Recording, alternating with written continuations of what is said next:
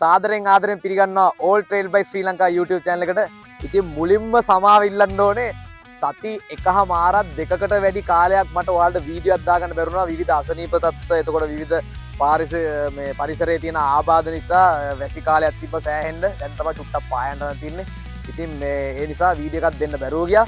ගොඩක් අය ඉල්ලා තිබ්බා XLR 125 safe start model එක අරන් එන්න කියලා.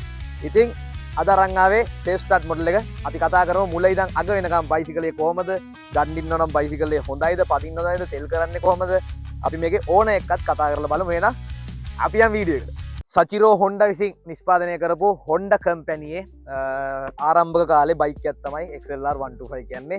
විශේෂත්වය කියන්නේ ස්විච් එකෙන් ස්ටාර්ට් කරන්න පුළුවන්. ගොඩක් ට්‍රේල් බයික් වල අපි දැකලා තිනවා කික් එක. ඊට පස්සේ අපි safe start දැකලා තියෙන ගොඩක් XR බාහා ගොඩක් අලුත් මොඩල් වල බයික් තමයි අපි දැකලා තියෙන. නමුත් පරණ ට්‍රේල් ගත්තොත් safe start වෙන පදින්න පුළුවන් පට්ට ගහන්න පුළුවන් ජිපෙල් වලටත් වඩා සාමාන්‍ය හොඳ ට්‍රේල් බයික් එකක් තමයි XLR 125 කියන්නේ.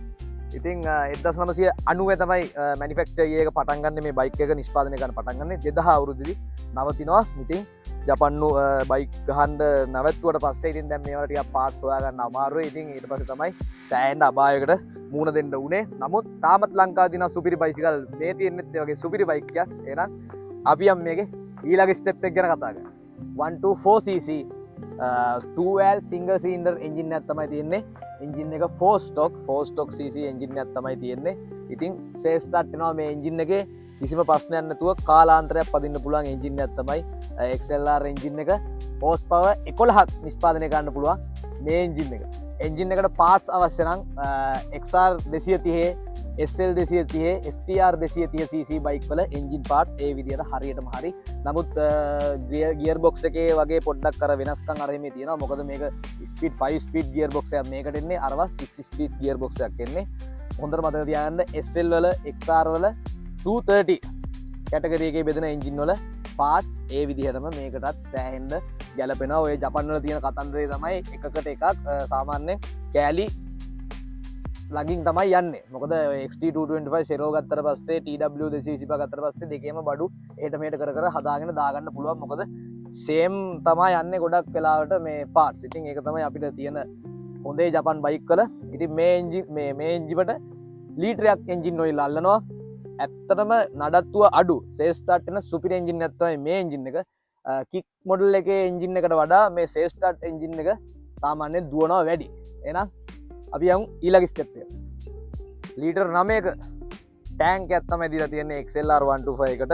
ඉතින් මේකේ ටැංක් එකේ මූඩිය ගත්තට පස්සේ මූඩිය AX1 එකේ මූඩියට හරියනවා ගොඩක්. අපි ඒක ඕනර් ගෙනල්ලා අපි අහලා බලමු සේම් පාර්ට්ස් මොනවද එක වගේ පාර්ට්ස් මොනවද මේකට දාන්න පුළුවන්. අපි අත් එක්ක ඒවා ටික කතා කරමු. මේක ඇවිල්ලා ලීටර් 9ක ටැංකියක් තියෙනවා. 10 ලීටරේට කිලෝමීටර් 35ක් 38ක් විතර අපිට කරගන්න පුළුවන් XLR 125 බයික් එකේ. XLR 125 එක ගන්න ඉන්න ඔයාලට මම කියා දෙන්නම් බයිසිකලේ ගැන සරලව කෙටියෙන්. ඉතින් බයිසිකලේ ෆේස් එක ගත්තට පස්සේ මෙන්න මේ වගේ ෆේස් එකක් තියෙන XR 250ට සමාන ෆේස් එකක් තියෙන්නේ. මොකද Honda-ලගේ ඒ XR XLR 200 ඒ සෙට් එකම ෆේස් ටික පොඩ්ඩක් එක සමානව යන්නේ. XR එකක් ගන්න ආසාවෙන් ඉන්නවා නම් ගන්න සල්ලි මදි නම් හොඳම මේ වැඩේ තමයි මේකට යන එක. මොකද XR එකේ තියෙන ආතල් එක ඒ පෙනුම හැමදේම මේකේ තියෙනවා. එතකොට ඔයාට මේ වගේ ප්ලාස්ටික් පෙන්ඩර් එකක් තමයි දීලා තියෙන ඉස්සරහා මඩ් ගාඩ් එක.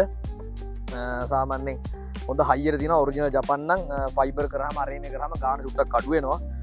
21 ටයර් එකක් තමයි ඉස්සරහට දීලා තියෙන. දැන් මේක දාලා තියෙන 321 ටිකක් මහත ටයර් එකක් 275ක් වෙනවා. ඒක මීටර චුට්ටක් පොඩි පළලින් අඩුයි. මේක ලොකු පළලක් තියෙන ටයර් එකක්. ටෙලිස්කෝපික් පෝක් දෙයක් තමයි ඉස්සරහට අපිට ලබා දීලා තියෙන්නේ. මතක ඇති කාරණයක් කියන්න ඕනේ ඉස්සරහා ඩිස්. මේක එන්නේ ඩිස් මොඩල් ඉස්සරහා පිටිපස්සේ බ්‍රේක් නම් එන්නේ ඩ්‍රම්. මේක ඩිස් එන්නේ ඒ හින්දා මේ ටයර් එක ලොකු හොඳ පෙනුමක් ලබා දීලා දෙනවා Honda ආයතනය විසින් අපිට. එන්ජින් එක මෙතන පිටනවා. ඔයාලට පේනවා ඇති මේ වගේ චැසියටම මේ වගේ එන්ජින් ගාඩ් එකක් ඇවිල්ලා තියෙනවා. මේ වගේ එන්ජින් ගාඩ් එකක් ඇවිල්ලා තියෙනවා චැසිය එකටම. එතකොට ෆුට් රැක් සෙට් වෙන්නේ මෙන්න මෙතෙන්ට. ඉස්සරහා ෆුට් රැක් නම් මෙතෙන්ට තියෙන්නේ.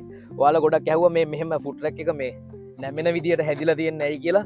මේ ෆුට් රැක් එක නැමෙන විදියට හැදිලා තියෙන්නේ ගොඩක් වෙලාට කැලෑවේ අර මේ ඕෆ් රෝඩ් යනකොට බයික් එක පෙරුණාම මේ ෆුට් රැක් එක කඩලා යන්නේ.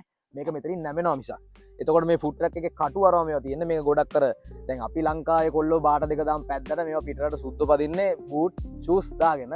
ඒ ෂූස් වලත් තියෙනවා මේවට කට්ටට සෙට් වෙන ෂූස් જાතියක්. එතකොට ඔයාලට මේ ෆුඩ් ට්‍රක් එකෙන් කකුල දශමයක්වත් එහෙම වෙන්නේ නැහැ. ඕෆ් රෝඩ් පදිනකොට කකුල විසික් වෙන්න බ්‍රේක් එකකින් අහන්න නැතුව අහකට යන්න සීන් මුකුත් නැහැ. මොකද මේ කට්ට හදලා තියෙන්නේ ඒකටම සෙට් වෙන්න ගන්න. ඒකට තමයි මේ කට්ට තියෙන්නේ. ඉතින් ට්‍රේල් කියන නාමයට තියෙන්න ඕන දේවල් තමයි ඇවිල්ලා තියෙන්නේ මේ විදිහට. පිටිපස්සේ ටයර් එක සයිස් එක 18 සයිස් ට්‍රිම් සයිස් ටයර් එකක් තමයි දීලා තියෙන්නේ. පිටිපස්ස ගැන කතා කරනකොට පිටිපස්සේ ෆෙන්ඩර් එක දීලා තියෙනවා. මේ වගේ තමයි ටේල් ලයිට් එක සෙට් වෙලා තියෙන්නේ. මේ වගේ දිග ඔයාලා දැකලා යමා සෙරෝ වලත් මෙන්න මේ වගේ හැඩයට තමයි එන්නේ. බ්‍රේක් ලයිට් එක තියෙනවා. ඔරිජිනල් නම්බර් ප්ලේට් එක තියෙනවා. එඳ නීතිමය ගැටලු අරෝමියා මුකුත් ප්‍රශ්න නැහැ. අනිවාර්යෙන් මේ බයික් පදිනවා නම් ඒවා ගැන පොඩ්ඩක් සැලකිලිමත් වෙන්න. 4S කොටු XR එකට එහෙම දාන සිග්නල් ලයිට් එකක් තමයි දාලා තියෙන්නේ ඕන.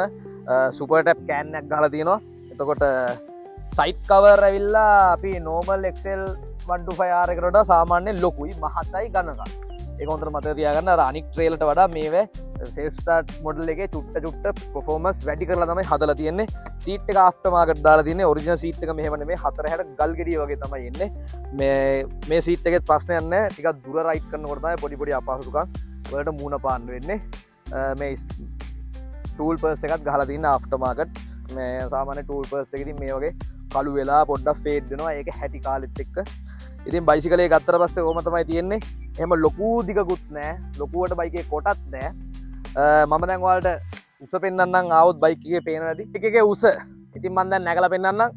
ගොඩක් අය අහනවා අයියේ මම කොටයි මට ට්‍රේලක් පදින්න බැරි වේද? අරවා මේවා ප්‍රශ්න වැලයි. ඉතින් මල්ලි උස කියන්නේ ට්‍රේල් බයික් එකක් පදිනවා නම් ඔයාගේ මේ මානසික ඔයාගේ මේ තියෙන බය විතරයි. උස එහෙම අදාළ නැහැ. වැඩ්ඩොන්ට තැන අදාළ නැහැ. ඉතින් ඕන දෙයක් ඕන එකක්. ඉතින් මල්ලි කකුල් දෙකම මට තියාගන්න පුළුවන්. මගේ උස පායි 8යි. පායි 6 කෙනෙක්ට 5 අඩි 5ක කෙනෙක්ට උනත් මේක කිසිම අවුලක් නැතුව නැගලා පදින්න පුළුවන් මේ බයික් එක. ඔයාලට පේන ඇති අවබෝධයක් ගන්න පුළුවන් ඇති. මම නැග්ගට පස්සේ බයික් එකේ තියෙන විදියත් එක්ක. ඉතින් අපි කතා කරලා බලමු තරිදෝය ඉන්නවා අපිත් ඒක දුර. අයියේ thank you බයික් එකේ දුන්නට.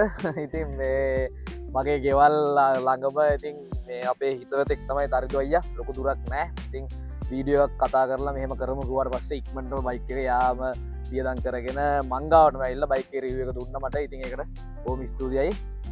ඉතින් අයියේ බයිසිකලේ අවුරුදු කීයක්ද වගාව? මං ගාව අවුරුදු දෙකක්. අවුරුදු දෙකක්. එහෙනම් දින 365ව දෙකක් අයියා ගාව බයික් එක අරගෙන අපි අහමු XLR 125 එකක් ගන්න ඉන්න කොල්ලෙට වැදගත් වෙයි මේකේ වැඩගිර ටිකක්. සාමාන්‍යයෙන් ලොං රයිඩ් වලට දුර ධාවනයට හොඳයිද බයික් එක? දුර ධාවනයට හොඳයි. අර සීට් එකේ පළල අඩු හින්දා පොඩ්ඩක් අමාරුයි. දැන් මේකේ කොහොමත් ආෆ්ටර් මාකට් සීට් එකක් තියෙන හින්දා පොඩ්ඩක් ඒක අමාරුයි දුර යද්දී. ඔරිජිනල් සීට් එක තිබ්බනම් ටිකක් පහසුයි. ගොඩක් මර දුර යන්න නෙමෙයි ටාගට් කරලා තියෙන බයික් එක. ඒ හින්දා අයි මට පොඩ්ඩක් එන්ජිම ගැන කියන්න. ලෙඩ දෙනවද? ඔයිල් මාරු කරන්න ඕනද? හරියටම වෙලාවටම කරන්න ඕන නැත්නම් ප්‍රශ්න දෙනවද?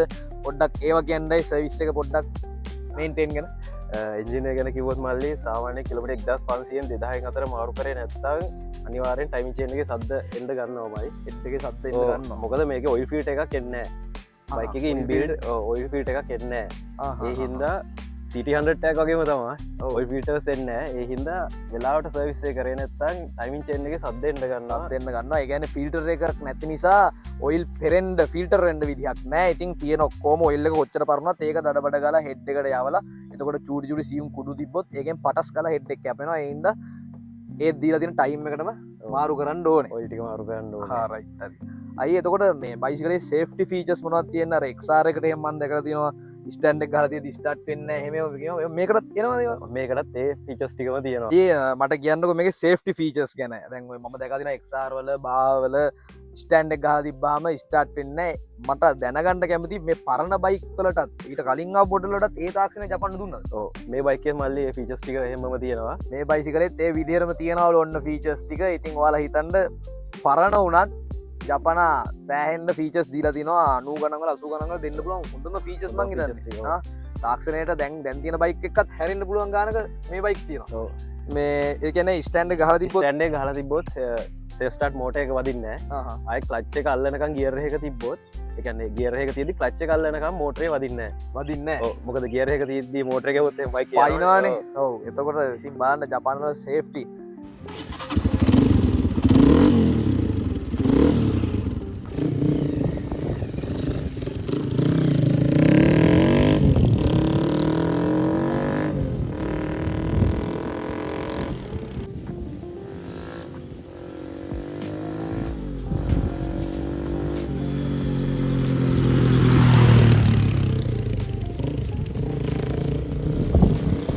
මට කියන්නකොයි පෙට්‍රල් කොහොමද කරේ දුර පදිනකොට තෙල් කරාද කොහොමද පෙට්‍රල් කිරි මල්ලි මේකවන්ද අවුරු දෙකට බදුල්ල තම පැත්තේ මේ පැත්ත අඩුයි සාවන්නේ 30ක් 35ක් 40 කරන බයික් තියෙනවා ඔරිජිනල් සයිලන්ස් එක තියෙනවනම් ඒ ගානට කොහොමත් කරනවා සාමාන්‍ය ඇවරේජ් ගත්තාම ඒ ගාන කරන්න ඕනේ තොරයි මේක සුපට කෑන්නක්ම ගල තියන්නේ මොඩිෆයි කරල තියෙනවා ලොකු බර ටයරයක් දාලා තිනවා තෝට ඒවත් එක් කොහොමද මේක තෙල් කිරි බදුල් ලෙදි කර මල්ලි සාවනය 28 30 බදුල් ලෙදි කර ඒ කඳු ඇමලාම කඳු ඔව කඳු පැදලත් ලීටරේට 28ක් 30ක් විතර මේ බයිසිකලේ කරලා තියෙනවා මම සෑන්ලාග ඉදන් අහන්නිරු ප්‍රශ්න දෙකක් අයියෙන් අහන්නම් මට කියන්නයි මේකේ මේ බයිසිකලේට තව මොනවාරි යම් බයිසිකල්වල පාටස් ඒ විදියට සේම් පාට් තියෙනවද හරියනවාද වාට රාත්‍රී ගමන් කරනකොට මේක ආලෝකය කොහොමද ගැන්නේ පාර පේන විදි ආලෝකය තියෙනවද නැත් ආලෝකය අඩුයිද පාටස් මොනවද මේකට හරියන්නේ ඔන්න දෙකට මට පොඩ්ඩක් උත්තරයක් දෙන්න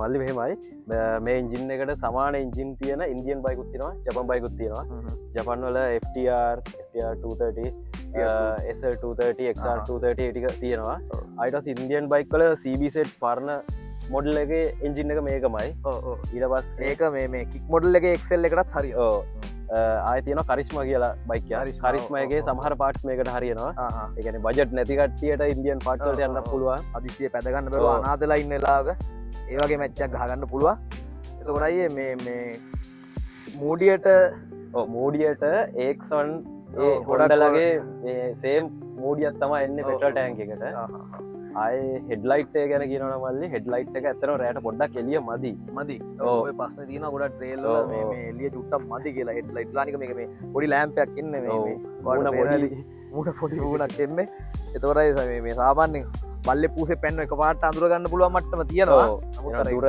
මදි ලයිට් වදින දුර ප්‍රමාණය පොඩ්ඩක් මදි එහින්ද මේකම ෆොග්ලයිට්ක් ගල් තියෙන වෙනම ොගලයිටක් ගැවවා ලයිටල කරන්දෝ සාරමය මුකුත් ලෙට දෙන ඉලෙක්ට්‍රික් කිසිම ප්‍රශ්නයක් කාන අවුරුද් දෙකට බැට්‍රියවත් කිසිම ලෙටත් දුන්න අලුත් බැට්‍රියක් දාලා මංගත්තේ අවුරුද් දෙක යනක බැට්‍රියව බැස්සෙන කිසිම උලක් මේ අය දෙන්නද හදන්නේ පදිනත්තාමතිය තාම දෙන්න දසක් නැමල්ලි ඉතින් අබය මෙමත් මෙමයි මේ බයිසිකල්ල විශේෂ කාරණය එක්සෙල්ලාර් සේස්ටාට් 125 තියෙනය මම පොඩිකාලි දන් අත්තකිවෙන් දන්න දෙයක් දෙන්නේ නෑ බයිකය හොච්චරල්ලුවත් දෙන්න නෑ මං එක පාරකුත් ඔය මේ පයිසක මාමකරේ මන්ටික පොඩි ආය මාමල තුන්හදරක මං යාලක තිබෙත් එක්සෙල්ලාර් 125 සේස්ටාට් ඉල්ලුව දෙන්න මොකද ඒ තර හිතට වදින බයිකයක් හදවතේ බයික් එක තමයි එක්සෙල්ලාර් 125 200 කියන සේස්ටාට් මොඩල් එක ඉතින් ඉඳගත්තා සේස්ටාට් එක ගැව්වා යන්න විතරයි තියෙන්නේ බයිසිකලෙත් පෙනුමට තියෙනවා සාමාන්‍යයෙන් මේ 2025 වෙනකොට මේ බයිසිකල අයියගන්නේ කොයි අවුරුද්දද මං ගත්තේ 2023